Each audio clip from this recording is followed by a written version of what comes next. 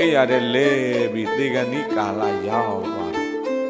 နတ်ပြည်6ဓာတ်ကနတ်သားနတ်သမီးတွေကနတ်ယထာ6ဆင်းနဲ့လာပြီးတော့လူကြတာတယ်ဗျာကတ္တပမြတ်စွာဘုရားရဲ့လက်ထက်ကအမျိုးသမီးတရားသိပြီးတော့မထင်ရှားလို့သူ့ရဲ့နာမည်ကိုအညတရနာရီလို့ဒီလိုခေါ်တယ်အဲ့ဒီအညတရနာရီဆိုတဲ့အမျိုးသမီးကသားလေးတစ်ယောက်ရှိတယ်ပထမတော့ရှင်ပြုတ်ပေးခြင်းသိမရှိဘူးလေနောက်ဆုံးတော့ရှင်ပြုတ်ပွဲယဟန်ခံပွဲတွေတွားရင်နဲ့အတန်ကတော့ရှင်သူမြတ်တွေဟောတဲ့တရားတွေနားလိုက်ရတော့သားလေးကိုရှင်ပြုတ်ပေးခြင်းသိပေါက်လာတယ်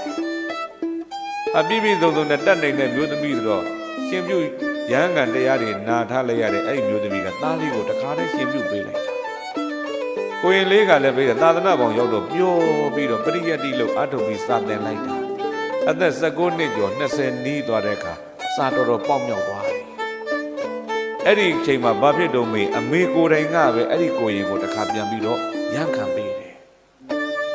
ရန်ခံပေးလိုက်တော့အဲ့ဒီတက္ကမကြီးကဘာဖြစ်တော့မေရှင်းတက္ကမလည်းသူပဲရန်တက္ကမကြီးလည်းသူပဲကိုရင်ဝက်သွားတဲ့နေ့ကစပြီးသူ့သားကိုပြီးရောပြစ်ထားသလားပြီးတော့မပြစ်ဘူးတဲ့ပြိတဲ့နေ့တိုင်းကြောင်းသွားပြီးတော့ဆုံးဖို့ပြီးတယ်ဗျာဟုတ်လားအဲ့ဒီမှာယဟန်ဖြစ်သွားတဲ့သူ့သားကကြိုးစားလိုက်တော့နောက်ဆုံးတော့ပြိတဲ့ပိဋကသုံးပုံဆောင်ကြီးဖြစ်သွားတာပိဋကသုံးပုံဆောင်ကြီးဖြစ်သွားသည့်တိုင်အောင်လဲအမေကပြစ်မထားဘူးတခါတည်းသွားပြီးဆုံးဖို့အဲ့ဒီအချိန်မှာသူ့ရဲ့အတိကဘာတိုးလာတယ်လို့မေးလိုက်တော့ငါမှန်ပြီငါသားလေးရှင်ပြုတ်ပေးလိုက်ရရန်ခံပေးလိုက်ရတာမှန်တော့ဘာဖြစ်လို့တော့မင်းသားဦးစင်းစာချနေတာကြည့်ပြီးပိုးပြီးတော့ဝမ်းသာလို့ပဲဟုတ်လားငါလူဘဝမှာထားမယ်ဆိုငါသားခုချိန်ဆိုအိမ်အောင်ကြပြီးတော့ဘလို့ချွေးမနဲ့ငါဘလို့နေရမှာမသိဘူးဘလို့သားတွေမွေးလို့ငါမြည်တွေဘလို့ပုံကိုယ်တွေနဲ့ငါဘလို့ရင်ဆိုင်ရမှာမသိဘူးအခုတော့ငါသားကနေမွေးဖွားလိုက်တဲ့သာမဏေမလီကြီးညိုစရာကောင်းလိုက်တာယဟန်တော်ကြော်မော်တွေကြီးညိုစရာကောင်းလိုက်တာငါမှန်ပြီမဲ့ညအိယာဝင်နဲ့နှစ်ဖူးပေါ်လက်တင်ပြီးအဲ့ဒါကြည့်ပြီးပီတိဖြစ်တာတဲ့စာကနုတ္တိခေါ်တာပေါ့ဟုတ်လားပါနုတ္တိလေသားကိုစွန့်လွတ်လိုက်ရတာစွန့်လွတ်ခြင်းရဲ့တန်ဖိုးကိုသူနားလည်ပြီးတော့ညအိယာဝင်နဲ့ပြောတာဟုတ်ပြီလားညအိယာဝင်နဲ့သူပြောတယ်ညအိယာဝင်နဲ့တွေးလိုက်တဲ့နဲ့သူကျင်တတ်တယ်အဲ့ဒါနဲ့အဲ့ဒီမျိုးသမီးနောက်ဆုံးပြိတဲ့တူပြောကြပါစို့အသက်ကြီးလို့အိယာတဲ့လဲပြီးသေကန်ဒီကာလရောက်သွားနတ်ပြည်6ဓာတ်ကနတ်သားနတ်သမီးတွေကနတ်ယထာ6ဆင်းနဲ့လာပြီးတော့လူကြတာပဲဗျာဟုတ်ပြီလားနတ်ယထာ6ဆင်းလာလူတယ်ကျွန်တော်တို့နတ်ပြည်လာခဲ့ပါကျွန်တော်တို့နဲ့လိုက်ခဲ့ပါကျွန်တော်တို့ကဘယ်နတ်ပြည်ကကျွန်တော်တို့ကဘယ်ယထာကပါအကုန်လုံးလာလူတယ်သေကန်ဒီကာလရောက်သွားတော့ပြိတဲ့အဲ့ဒီမျိုးသမီးကြီးကြောက်စိတ်တွေရှိလာမိလဲတော့မရှိဘူးကြောက်စိတ်ရှိရလားဘာတွေရှိထားလို့လဲမင်းကောင်းမှုရှိထားလို့ဘာရှိထားလို့ဣရမောရတိပိဇာမောရတိကတ္တပုံညောဥပယထာမောရတိသောမောရတိသောပမောရတိဒိဋ္ဌဝကမ္မဝိတုဒ္ဓိမတနောကတ္တပုံညောပြုထားတဲ့ကောင်းမှုရှိတဲ့ပုဂ္ဂိုလ်သည်ဣရမောရတိဒီဘဝလည်းဝမ်းမြောက်ရတယ်ပိဇာမောရတိနောင်ဘဝလည်းဝမ်းမြောက်ရတယ်ဥပယထာမောရတိဒီဘဝနောင်ဘဝနှစ်ခုသလုံးဝမ်းမြောက်ရတယ်ကောင်းမှုပြုထားတဲ့ပုဂ္ဂိုလ်ကဒီဘဝလည်းဝမ်းမြောက်ရတာပဲနောင်ဘဝလည်းဝမ်းမြောက်ရတာကမ္မဝိတုဒ္ဓိမတနောတဲ့ငါအသက်80နေခဲ့တယ်80လုံးငါလေးတဲ့ကောင်းမှုလေးနဲ့ပဲငါနေခဲ့ရတာပဲသူကကိုပြုထားတဲ့ကောင်းမှုမြင်လိုက်ရတော့ပိုးတော်ဝမ်းတောက်သေးတယ်တဲ့သူတော်ကောင်းဟုတ်ပြီလား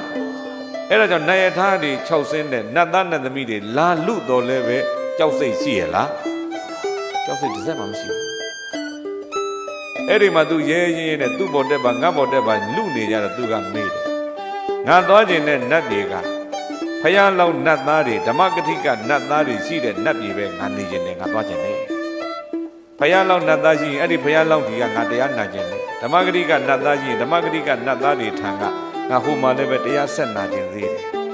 အဲ့လိုနတ်သားတွေရှိတဲ့နတ်ပြည်ကိုပဲငါလိုက်ခြင်းနဲ့လို့ပြောတော့အဲ့ဒီမှာတုတိတာနတ်ယထာဘောကနတ်သားကဟာအဲ့ဒါကျွန်တော်တို့နတ်ပြည်ပဲရှိတယ်ကျွန်တော်တို့မရှိဘူးဒါဆိုငါတုတိတာနတ်ယထာဘောပဲတက်မယ်ကျွန်တဲ့ယထာငါမလိုက်ချင်ဘူးလို့ပြောတယ်ဗျာကောင်းမှုရှိတာတော့ရွေးချယ်ပိုင်ခွင့်လည်းရှိတယ်ဒါပြောတာဟုတ်လားကောင်းမှုသာမရှိတော့ကောင်းတဲ့ရွေးချယ်ပိုင်ခွင့်ရှိပါမလားဘယ်ရှိမလဲဘယ်ရှိဘူးအဲ့ဒီမှာတုတိတာနတ်ယထာတသိကြံခဲ့ နတ်သက်လူသက်ချွေပြီးတော့သေသွားတော့အဲ့ဒီနာယထာပေါ်တက်ပြီးနတ်သမီးကြီးသူဖြစ်သွား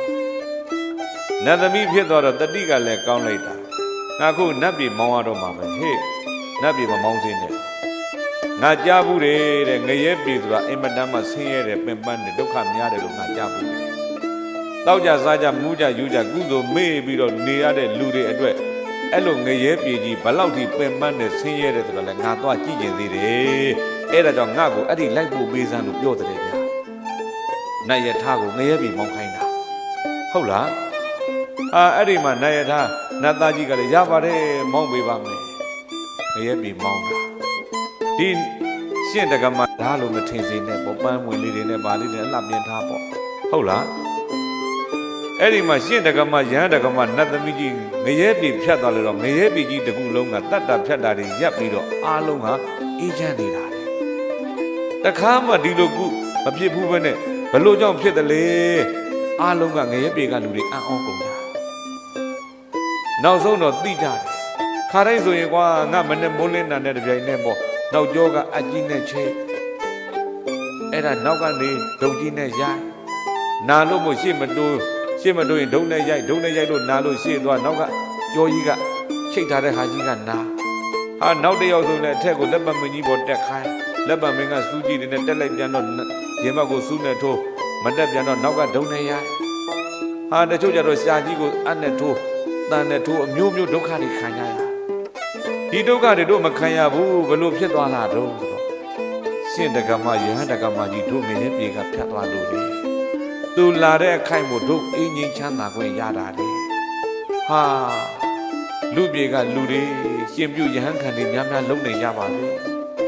ရှင်ပြုတဲ့လို့ယဟန်တက္ကမတွေရဲ့လို့ရှင့်တက္ကမဆိုတဲ့အမည်တွေများများခံယူပြီးတော့နတ်ပြေများသွားရင်နတ်ပြေမသွားခင်ဒီအညတရနာရီမျိုးသမီးလို့တို့ငရဲပြေကိုလာပြီးကြည်နိုင်ကြပါစေ။ဘာဖြစ်လို့တော့မင်းချမ်းသာလွန်းလို့ဟုတ်လားပြောချင်တာကငရဲပြေကြီးခိတ္တအေးစေနိုင်တဲ့ကုသိုလ်ဟာဘာပဲရှိတယ်ရှင်ပြုရဟန်းကကုသိုလ်ပဲဟုတ်ပြီလား